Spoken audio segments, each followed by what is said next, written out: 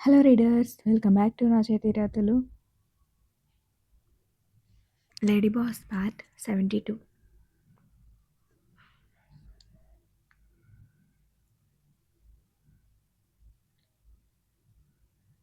Dinner చేసి రూమ్కి వచ్చిన సురభి డైనింగ్ టేబుల్ దగ్గర తీసిన టాపిక్ మళ్ళీ రాకుండా సైలెంట్గా బుక్స్ ముందేసుకుని కూర్చుంది సోఫాలో.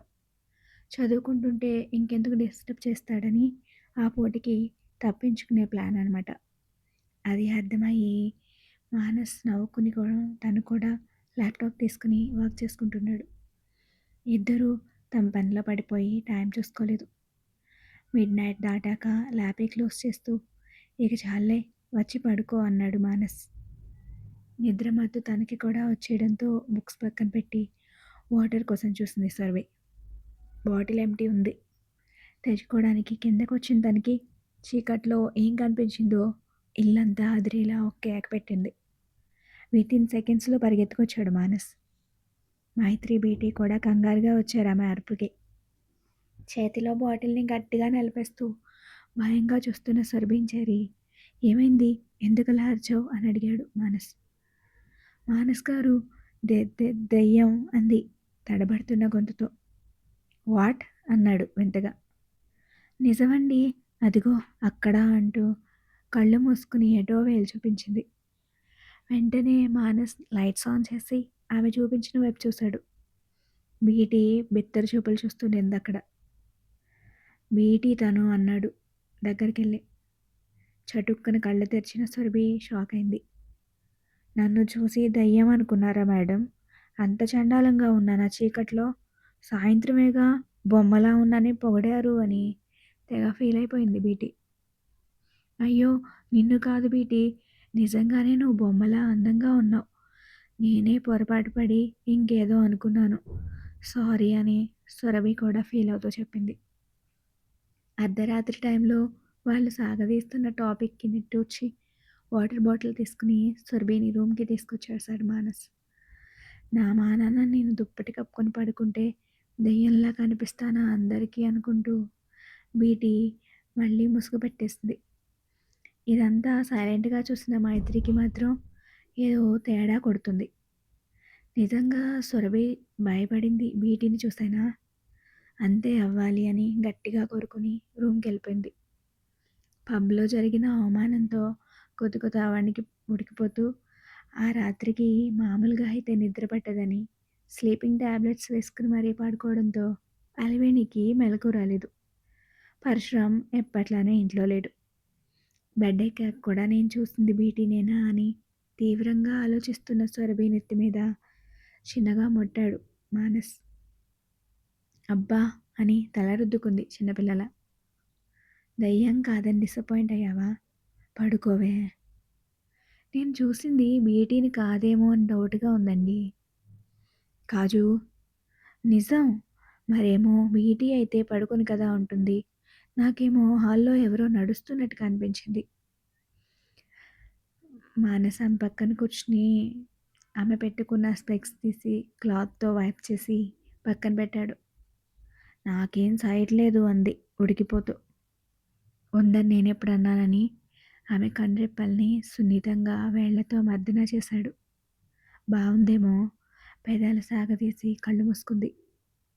చదువుకోవాలి అంటే ఈవినింగ్ రాగానే చెయ్యా పని. మిడ్ నైట్ వరకు నిద్ర లేకుండా స్ట్రెయిన్ అవ్వకు అన్నాడు లైట్ ఆఫ్ చేస్తూ. మీరు అమర ఒక్కరే వర్క్ చేసుకుంటారా? అలవాటైపోయింది, మార్చుకోవడం అవ్వదులే. నేను అలవాటు చేసుకుంటానైతే. రోజు మీకు కంపెనీ ఇవ్వచ్చు కదా?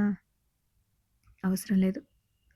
ఉంది కదా, మార్నింగ్ హడావిడిగా వెళ్ళిపోతాం, మీరు నైట్ అయితే కానీ రారు. మరెప్పుడు మనం కలిసి కూర్చునేది, మాట్లాడుకునేది? ఇప్పుడే కదా ఉండేది టైం. లాజిక్కే, కానీ నువ్వు ఇంకోటి మిస్ అయ్యావు అన్నాడు కార్నర్ స్మైల్ ఇస్తూ. ఏంటని చూసింది. ఆమె రెండు కళ్ళు పట్టుకుని తన ముందుకు గుంజుకున్నాడు. మరింత దగ్గరకు వచ్చాక వాటిని తన నడుము చుట్టూ వేసుకుంటుంటే గుడ్లు అప్పగించి చూస్తున్న సురభి పెదవుల్ని టేస్ట్ చేస్తూ, ఈ టైంని వర్క్ కోసం కేటాయించడం కష్టం అన్నాడు నెమ్మదిగా. ఏ అని అడిగింది కళ్ళు మూసుకుని. పిచ్చి అని పెదవి కొరికి వదిలాడు. కొత్తగా పెళ్ళైన వాళ్ళం కదా అన్నాడు మళ్ళీ అతనే. అవలేదు. మీరే చేసుకున్నారని ఏదో కొత్త విషయం కనిపెట్టినట్టు చెప్పింది. ఉఫ్ అని గాలొదిలి న్యూలీ మ్యారీడ్ అది లవ్ మ్యారేజ్ అంటుంటే అయితే ఎదురు క్వశ్చన్ వేసింది. అయినా బ్యాచిలర్ బ్రతుకులతోనే నెట్టుకొస్తున్నాం. నేనా నీతో ఎప్పుడు కలిసిపోవాలా అని ఆరాటపడుతున్న వాడిని అని సురభి కళ్ళలోకి చూస్తూ చెప్తుంటే సూటిగా చూడలేకపోతుంది తను. ఇన్ని బాధలున్నప్పుడు నువ్వు సైలెంట్గా నిద్రపోతే నేను సైలెంట్గా సైడ్ అవుతా. లేదు కంపెనీ ఇస్తానని నా కోసం వెయిట్ చేస్తూ ఉన్నావంటే ఆ కంపెనీ కోఆపరేషన్ వేరే మ్యాటర్లోకి షిఫ్ట్ చేయాలనిపిస్తుంది నాకు. మైండ్ అలా డైవర్ట్ అవుతుంటే వర్క్ మీద ఫోకస్ చేయగలనా అని ఇంత బారు ప్రశ్న వేశాడు. అది కూడా స్మూతీ మ్యాగ్నెటిక్ వాయిస్తో. అప్పటికే సురభి చెంపలు ఎర్రబడి సమాధానం చెప్పలేక తల కిందకి వరిగిపోయింది. చెప్పు అన్నాడు గడ్డం పట్టుకుని. ఏమో అంది వినిపించినంతగా చిన్నగా. అచ్చా ఫైన్. ఇంత చెప్పాక కూడా నువ్వు కంపెనీ ఇస్తా అంటే నాకేం అబ్జెక్షన్ లేదు అన్నాడు ఆమె చేతి వేళ్ళని ముద్దాడుతూ. మీకోటి చెప్పనా అని సంకోచంగా అడిగింది. చెప్పు అంటే గొడవైన నుంచి మావయ్య గారి ఇంటికి రావట్లేదు అసలు అని చెప్తుంటే ఆమె చేతులు వదిలేసి సీరియస్గా చూశాడు. నేనేం మాట్లాడుతున్నా అన్నట్టు. ఆ లుక్ ముందే ఎక్స్పెక్ట్ చేసి అందుకే ఫస్టే అడిగా ఒకటి చెప్పనా అని అంది ఇన్నోసెంట్గా. Moody fellow పడుకోపో. చెప్పండి ఎందుకు రావట్లేదు? నా వల్లనేనా? స్టూపిడ్ నీ వల్లేంటి? ఆ గొడవ అదంతా స్టార్ట్ అవ్వడానికి కారణం వాళ్ళే నా దృష్టిలో. మీరు అన అనకుండా ఉండాల్సింది. పర్లేదు అడిగేవాళ్ళు లేకనే కొంతమంది జీవితాలనే ఇష్టానుసారం మార్చేశారు. అప్పుడేం చేయలేకపోయాను. నీ విషయంలో మాత్రం ఇంటర్ఫియర్ కానివ్వను. కొడుకుతో అలాంటివి అడిగించుకున్నందుకైనా తప్పు చేశామన్న ఆలోచన కలిగినా సంతోషిస్తాను అన్నాడు. కానీ ఇప్పటికీ తన తల్లిలో ఇసుమంత మార్పు కూడా కనపడక అతనిలో అసహనం బాధ పెరిగిపోతున్నాయి. అది అర్థమయ్యి భుజం మీద తల చేసి చేతిని గట్టిగా పట్టుకుంది సురభి. ఆయన ఇంటికి రాకపోవడం ఇప్పుడేం కొత్త కాదులే. బిజినెస్ అంటూ ఊర్లో తిరుగుతూ ఇల్లు గురించి మర్చిపోయిన సందర్భాలు ఎన్నో ఉన్నాయి. ఇప్పుడు నేను కూడా ఒక కారణమై ఉంటానంతే. ఆలోచించుకు నువ్వు ఇవన్నీ. అత్తయ్యతో మాట్లాడరా ఇక. పడుకో కాజు, మార్నింగ్ కాలేజ్ ఉంది నీకు. లేచేస్తాను నేను త్వరగానే. మీరు చెప్పండి అంది బ్రతిమాలుతున్నట్టు. ఇప్పుడు నువ్వు పడుకుంటావా లేక నీ ప్రమోషన్ గురించి ఆలోచించమంటావా? ఒక్కటే మాట అడిగాడు. అంతే. గప్చుప్గా దుప్పటి కప్పేసుకుని కళ్ళు మూసేసింది గట్టిగా.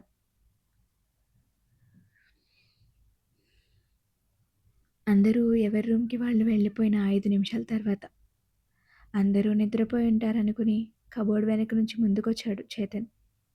మైత్రి విసిరిన ఛాలెంజ్లో గెలిచి ఆమెకి తన సిన్సియారిటీ ధైర్యం చూపించాలని గట్టిగా ఫిక్స్ అయ్యాడు. చాలాసేపు తిప్పలు పడి మెయిన్ డోర్కి ఓపెన్ చేసి లోపలికి రాగానే సురభి కంట్లో పడి దాక్కున్నాడు.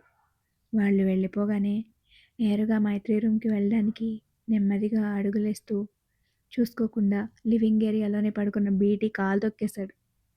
నొప్పికి దెబ్బకి లేచి కూర్చుంది బీటీ. చేతన్ అలర్ట్ అయ్యి ఆమె వెనక వైపు సెటిల్ అయ్యాడు. కాల్ చూసుకుంటూ ఏదైనా వస్తువు పడిందేమో అనుకుంది బీటీ. కానీ అక్కడ అలాంటి గుర్తులేం లేవు. మరెందుకు నొప్పెంటిద్దబ్బా అని ఎందుకో అనుమానంతో హాల్ అంతా గాలించినట్టు కళ్ళు మాత్రమే తిప్పి చూసింది. తనని భయపెట్టడానికి అన్నట్టు హాల్లో ఉన్న చిన్న లైట్ చేతని మీద పడి అతని షాడో కనిపించింది కర్టన్ మీద. బోల్డంత పొడుగ్గా కనిపిస్తున్న అతని నీడని చూసి ఒక్కసారిగా దడుచుకుంది బీటీ. వీపు మీద తనకి తనే కొట్టుకుని వెనక్కి చూస్తే అక్కడెవరు లేరు. ఆమెతో పాటే వెనక్కి మూవ్ అయ్యాడు చేతన్. మనిషి కనపడక నీడ మాత్రమే వస్తుంటే అంతకుముందు సురభి అరుపు గుర్తొచ్చింది. అమ్మో, మేడం ఇందాక చూసింది నిజంగా దెయ్యానేనా అని గుండెల మీద చేతులేసుకుని ఆ నీడ దగ్గరికి వెళ్ళడానికి ట్రై చేసింది. ఎదురొచ్చినట్టు చేతన్ చెయ్యిని ఆమె వైపుకి చాచాడు భయపెట్టడానికి. అంతే. అటు వెళ్ళేది ఆగిపోయి గట్టిగా అరవబోయింది. అంతలోనే లైట్స్ ఆన్ అయ్యాయి. ఎదురుగా మానస్. సార్, ఇక్కడ నిజంగానే దెయ్యం ఉంది అంటూ మానస్ చూపు ఎక్కడుందో గమనించి చూసింది. హాల్ మధ్యలో ఉన్న చేతన్ అంత సడన్‌గా ఎటూ పోలేక దిక్కులు చూస్తూ నిలబడ్డాడు. చేతన్‌ని ఆ టైంలో తన ఇంట్లో చూసి మానస్ కూడా షాకయ్యాడు. ఇతనెవరు? అంది బీటి తనలో తనే అడిగినట్టు. నువ్వేం చేస్తున్నావిక్కడ? అని అరిచాడు మానస్. సహజంగా అతనంటే ఉన్న కోపంతో.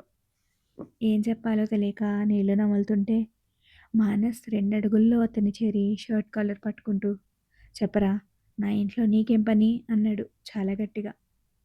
అతని వాయిస్కి సురభి మైత్రి కూడా బయటకొచ్చారు. చేతన్ని చూసి మైత్రి గుండె జారి కడుపులోకి వచ్చింది. నిజంగా వచ్చేస్తాడని అస్సలు అనుకోలేదు తను.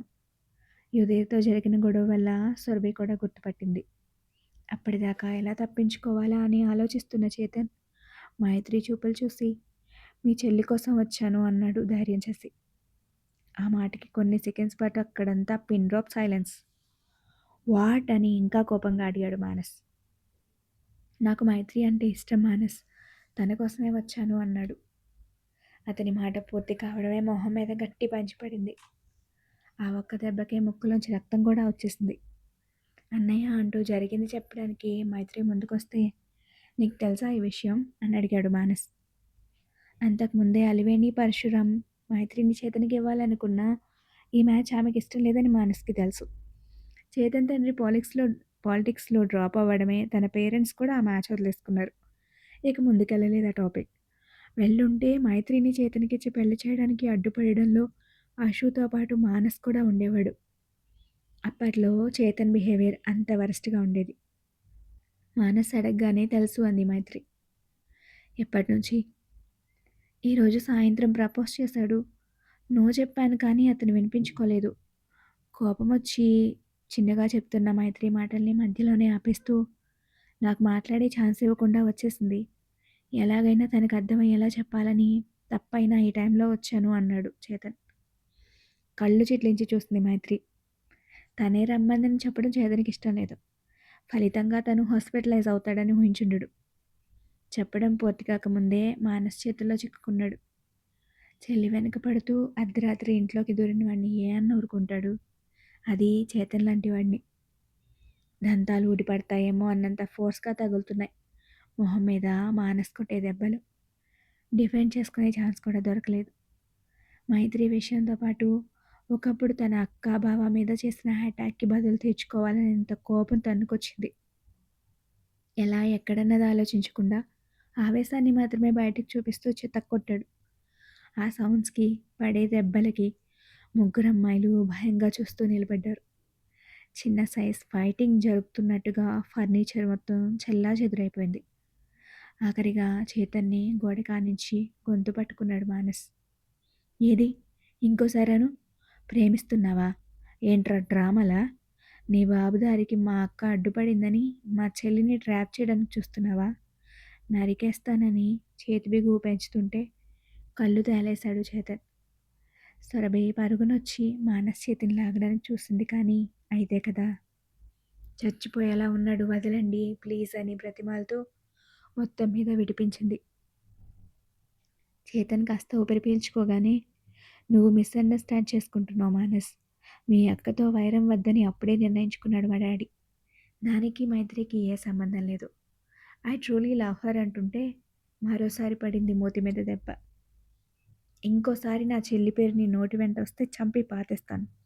పోరా బయటికి. వార్నింగ్ ఇస్తూ బయటికి తోసేసి వాచ్మెన్ని పిలిచాడు. అతను పరిగెత్తుకు రాగానే అర్ధరాత్రి ఇలాంటి వెధవలు ఇంట్లోకి వస్తుంటే ఏం చేస్తున్నావు? డ్యూటీ చేయకుండా గాడిదలు కాస్తున్నావా? గంటే వీడిని అని అరిచాడు వాచ్మెన్ మీద కూడా. క్షమాపణలు చెప్పి చేతన్ని గేట్ బయట వదిలేశాడు వాచ్మెన్. అతని కోసమే గంట నుంచి వెయిట్ చేస్తున్నారు ఇద్దరు ఫ్రెండ్స్. సరిగ్గా అడుగు కూడా వేయలేక రోడ్ మీదే పడిపోయిన వాడిని చూసి షాక్ అయ్యి హుటాహుటిన హాస్పిటల్కి తీసుకెళ్లారు. మానస్ మెయిన్ డోర్ క్లోజ్ చేసి వస్తుంటే ఏంటో ఆడపిల్ల సొంత ఇంట్లో ఉన్నా కూడా ఇలాంటి ఆకతాయాల నుంచి రక్షణ లేకుండా పోయిందని నిట్టూరుస్తున్న బీటీని చూసింది మైత్రి. మానస్ నేరుగా ఆమె దగ్గరికి వెళ్ళాడు. సారీ అన్నయ్య, నేనే రమ్మన్నాను వాడిని అంది తల వంచుకుని. మానస్ చూస్తూ ఉంటే సురభి బేటి కరెంట్ షాక్ కొట్టినట్టు చూస్తారు. ఈవినింగ్ మాల్‌లో జరిగింది మొత్తం చెప్పి, ఆ టైంకి వాడిని వదిలించుకోవాలని అలా అనేసాను కానీ, నిజంగా డేర్ చేస్తాడనుకోలేదు. నీకు ముందే చెప్పుండాల్సింది అంది రిగ్రెట్ ఫీల్ అవుతూ. ఇంత సిల్లిగా ఎప్పటినుంచి ఆలోచిస్తున్నావు మైత్రి? వాడి గురించి, వాడి బాబు గురించి తెలిసిందానివే కదా! వాడి వల్లనే అక్క, బావ ప్రాణాల మీదకొచ్చింది. అలాంటి పర్సన్‌తో ఆటలాడుతున్నావా అని సీరియస్ అయ్యాడు. నిజమే కాబట్టి సారీ చెప్పి ఇంకేం మాట్లాడక సైలెంట్ అయింది. ఇంకోసారి వాడు నిన్ను డిస్టర్బ్ చేస్తే వెంటనే నాకు చెప్పు. సరే అన్నయ్య. వెళ్ళి పడుకోండి అనడంతో ఎవరి రూమ్‌కి వాళ్ళు వెళ్ళిపోయారు. ఇల్లంతా మరోసారి చెక్ చేసి లాక్స్ అన్నీ చూసుకొనొచ్చాడు మానస్. జరిగిన ఇన్సిడెంట్‌తో నిద్రకి కరువయ్యి ఏవో ఆలోచనల్లో తేలాడుతుంది సురభి. ఇంకా పడుకోలేదా అంటూ తల మీద చెయ్యేశాడు. అది నిజమే అంటారా అని భయంగా అడిగింది. ఏది? మీరన్నారు కదా! వదిన ఆ ఎమ్మెల్యేకి చెక్ పెట్టిందని. అన్నయ్య వదిన మీద పగతో మైత్రిని టార్గెట్ చేస్తున్నాడా ఈ చేతన్? వాడికంత లేదు. మమ్మీ మ్యాచ్ ఫిక్స్ చేయాలని చూసింది కదా! అందుకే ట్రై చేస్తుంటాడు. ఇక రాడులే. మానస్ గారు ఈ విషయం మా ఇంట్లో చెప్పకండి అంది మరోసారి భయపడుతూ. ఏ? అసలు ఇదంతా స్టార్ట్ అయింది మా అన్నయ్య చేతన్‌తో గొడవ పడ్డం వల్లే కదా! ఇది ఇంకా సాగుతూనే ఉంది. మైత్రి కూడా ఎఫెక్ట్ అవుతుందని మా నాన్నకి తెలిస్తే మళ్ళీ అన్నయ్యని బాగా తిడతాడు అంది. నవ్వేశాడు మానస్. ఏమైనా జరగని. మీ అన్నయ్య మాత్రం మాట పడకూడదు నీకు. అంతేగా? అన్నయ్య చేసింది తప్పు కానప్పుడు ఎందుకు పడాలి? అసలు ఈ అబ్బాయికి ఎప్పుడు బుద్ధొస్తుందో? నీకెందుకే వాడి బుద్ధి గురించి? రేపు వెళ్ళాల్సిన కాలేజ్ గురించి ఆలోచించు. పడుకో అంటూ లైట్ ఆఫ్ చేశాడు. సరే అని పడుకున్నది చప్పున లేచి కూర్చుంది మళ్ళీ. ఏంటి? ఇంట్లో ఇంత గొడవ జరుగుతుంటే అత్తయ్య రూమ్‌లో నుంచి రాలేదేంటి మానస్ గారు? అని అడిగింది ఆశ్చర్యంగా. అతనేం మాట్లాడలేదు. ముందు రోజు నైట్ ఈ టైంకి అతనికి కాలొచ్చింది ఈ విషయం చెప్పడానికే. అషు అపాయింట్మెంట్ ఇచ్చిన ప్లేస్‌కి అలివేణికి ఇన్విటేషన్ కూడా ఉందని తెలిసి ఎందుకు అనుకున్నాడు కానీ పెద్దగా పట్టించుకోలే. అక్కడ ఇష్యూ అంతా అయ్యాక తెలిసింది ఏం జరిగిందో. తన తల్లి సురభిని అన్నమాట యుధిర్‌కి తెలిసుంటే ఇంకెంత దూరం వెళ్ళేదో అని అనుకోకుండా ఉండలేకపోయాడు. అలివేణి ఆ కోపంలోనే ఉండుంటుందని ఊహించాడు. మిమ్మల్నే అని సురభి కదుపుతుంటే మమ్మీ నిద్రపోతే లేవదొక్కోసారి. అయినా వాళ్ళని పట్టించుకోకని చెప్పానా? గప్చుప్‌గా నిద్రపో అని నోటికి చెయ్యి పెట్టి అడ్డుపెట్టి తన మీద పడుకోబెట్టుకున్నాడు. నిజమేనేమో అనుకుని మానస్ జో కొడుతుంటే మెల్లగా నిద్రలోకి జారుకుంది కాజుపాప.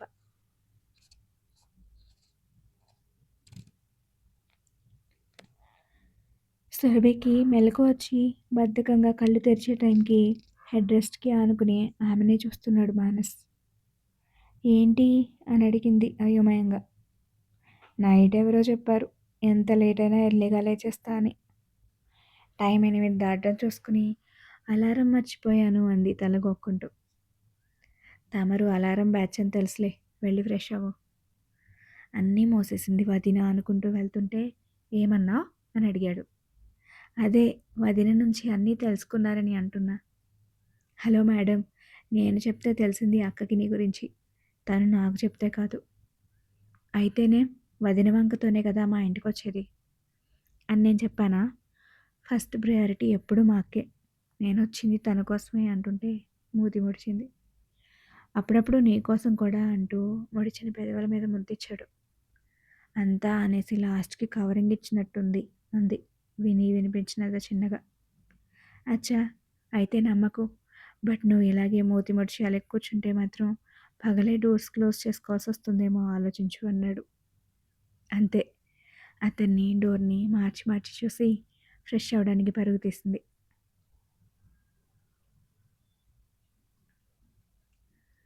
Thank you for watching.